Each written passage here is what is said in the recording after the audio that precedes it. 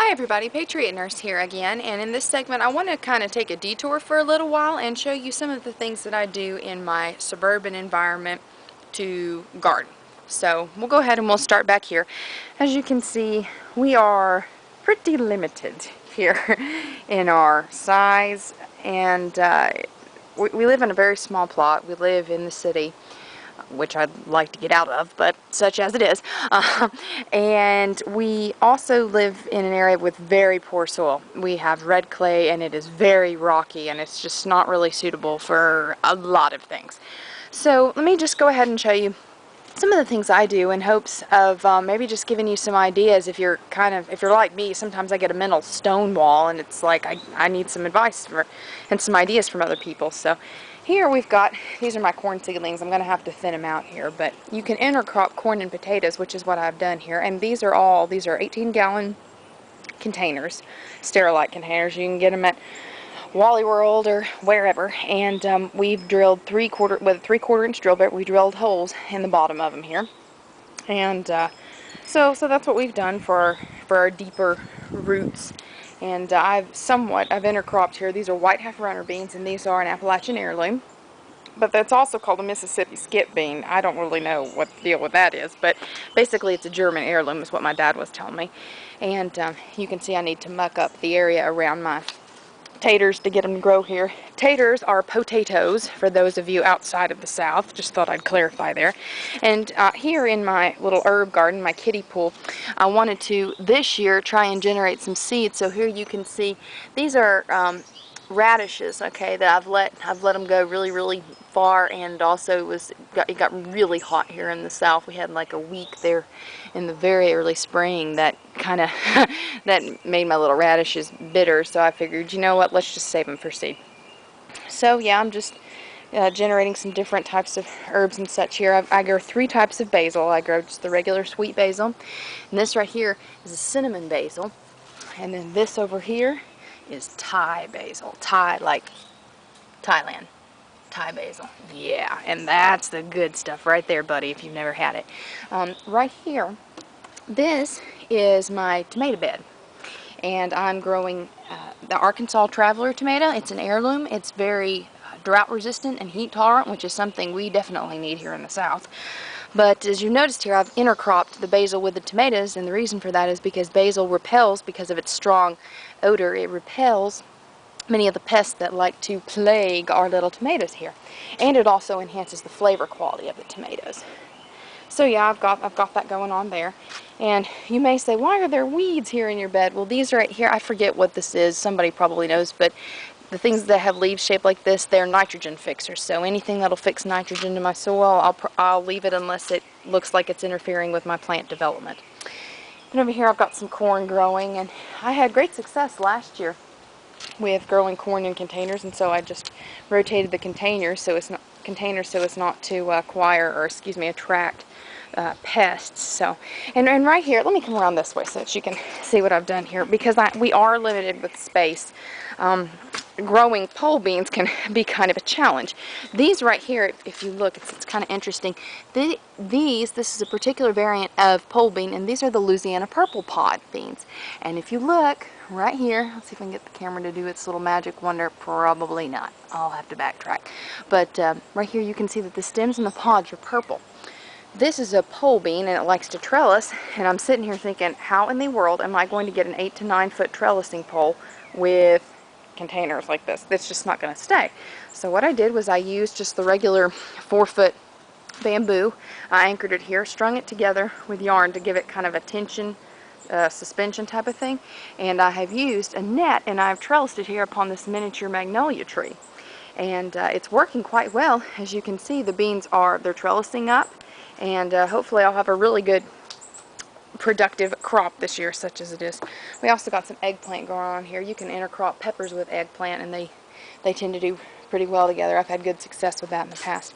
I'm growing 2 types of potatoes here, and I've grouped them so that they don't cross-pollinate or anything, but seeing as how they're tubers, it really doesn't matter. These are, you can tell they're purple at the center. These are Peruvian purple potatoes, and over here on the other side, we're going around the house this way, on the other side, these are yellow russet potatoes, and you can tell that you can see they don't have the purple mark in the middle. And here's something else we have here. I really like it. This is a compost tumbler, okay? So we just got one of those big barrels, and it sits here on an axis, which is a 2x4, and some, let me come right here so you can see it, there's some copper here for to support this tube here in the middle, but it has a base there. But it's really quite easy, because what you do is you just throw your scraps in here, and then you rotate it every few days, and it really makes compost pretty fast. And I put it here at a southern exposure so that the sun will shine on it, the black will absorb the heat, and it will speed up the process of making compost. This is a mulberry bush, and it was kind of the dowry of the property. It's quite productive. This year I just haven't had time to pick all the mulberries off of it, but I put up 3 dozen half pints of mulberry syrup and jam last year, and it's with me, and it's good.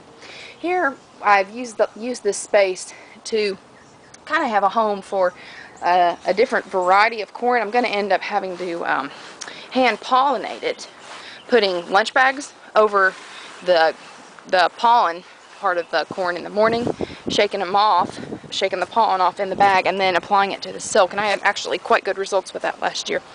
I wanted to show you all up here as well. Here, this is my front planting bed, and before I kind of woke up to the need for all this, I sort of mentally divorced in my head a flower bed and a garden bed. But seeing as how we're having such a horrible time with the honeybee population well, pretty much worldwide, I decided to kind of intercrop here my vegetables with my flowers. And in this case, it's worked fantastic. I have no idea what kind of flower this is. It kind of came with the property. But what's happened is I planted, these are Christmas lima beans. They're a pink, purple, white mottled variety of lima beans. And I intercropped them here with this flower, and man, look at the buds on it. It's just covered with them. It didn't used to be like that, but it occurred to me that, hey, these beans are nitrogen fixing, and plants like that. So lo and behold, here we are. And here's just a kind of idea, because lima beans are trellising, and they really like to grow pretty high. What I did was, you can see back here, this is a really cheap, I got this at the dollar store, like Dollar Tree or whatever, and it was in the Hawaiian luau section, the party section. For $1, it's this pretty big sized net, and I thought, well heck, I know what to do with that. I can just anchor it. So what I did, you can see right here, this is just some scrap wood from a bush that we tore down that was taking over the front yard, but I've anchored it here into the ground. Let me get another view over here so you can see. So I've anchored the net in here, and I've got kind of some tension here, and another little tension right up here, and I've allowed the lima beans to trellis here up the pole and probably onto the drain pipe here. I seriously doubt they're going to get into the gutter. If they do, I'm going to catch it, because my husband will not be happy. And here in the front, I decided to marry my tomatoes and basil, etc. with my front planting bed. And here you can see, this is another variety of tomato. This is a Cherokee purple tomato, which is an heirloom of the southern Appalachian region. And of course here I've intercropped, or closely cropped together, the Thai basil with, again, with the tomatoes. And here I've got it over here as well in another tomato plant. I've also got cucumbers growing over here, some squash, and some beans as well. Got eggplant and some peppers here. I had some wheat. I grew some wheat in this bed last year, and I didn't get to it in time, so all the little berries, they reseeded, and I have a few remnants.